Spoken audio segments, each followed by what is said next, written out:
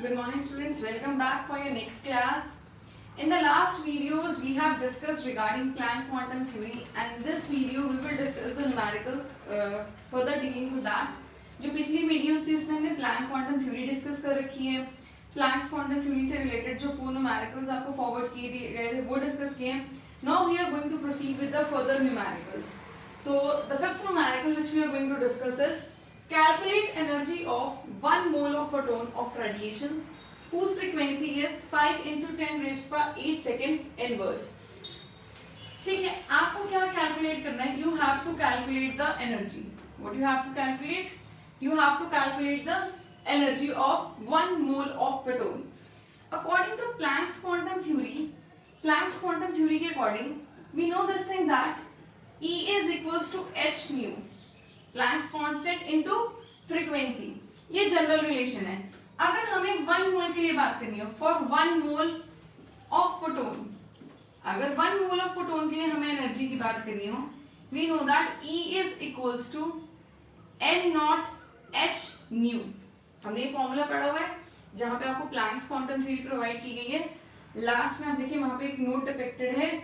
For 1 mole of photon E is equals to n naught into h into nu, where h n naught is what? Avogadro number. Avogadro number की value क्या होती है? 6.602 into 10 raised to power 6.626 into 10 raised to power 23. Planck's constant की आपकी value आ गई 6.626 into 10 raised to power minus 34, and frequency is already given to you, that is 5 into 10 raised by 8.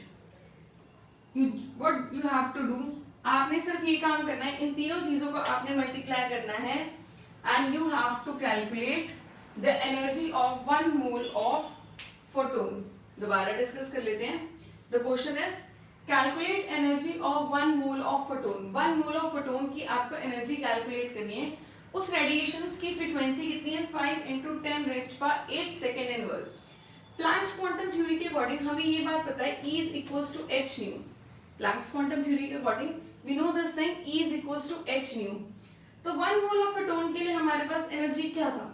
n naught, that means Avogadro number into Planck's constant into the frequency given. Avogadro number की value हो गई 6.626 into 10 raised to power 23. Planck's constant 6.626 into 10 raised to power minus 34, and h nu 5 into 10 raised to power 8. इन तीनों को आप multiply करेंगे, you will get the value of energy of 1 mole of photon.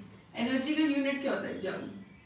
So this is your fifth question of the Planck's quantum theory. I hope the question is clear to you all. Next we are going to discuss the question number 6 which have been provided to you in your notes. Question number 6 we are going to discuss. देखते हैं हमारे पास question number 6 क्या है. Question is find ratio of wavelengths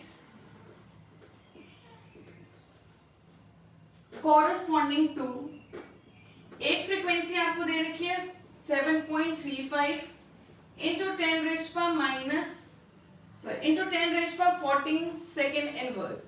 एक frequency आपके पास ये है, एक फ्रीक्वेंसी आपके पास है 4.47 into 10 raised by 14 second inverse. In case of electromagnetic radiation. ठीक है जी, हमारे पास क्वेश्चन क्या है? Find the ratio of wavelengths corresponding to frequency this and this. दो फ्रीक्वेंसी है आपके पास, उनकी आपको वेवलेंथ निकालनी है, वेवलेंथ की रेशियो निकालनी है. Now we know that frequency is equals to c upon lambda. Frequency का फॉर्मूला क्या होता है? ओके ठीक है, frequency is equals to c upon lambda. ठीक है जी, हमें क्या निकालनी है? किसकी रेशियो निकालनी है? वेवलेंथ की.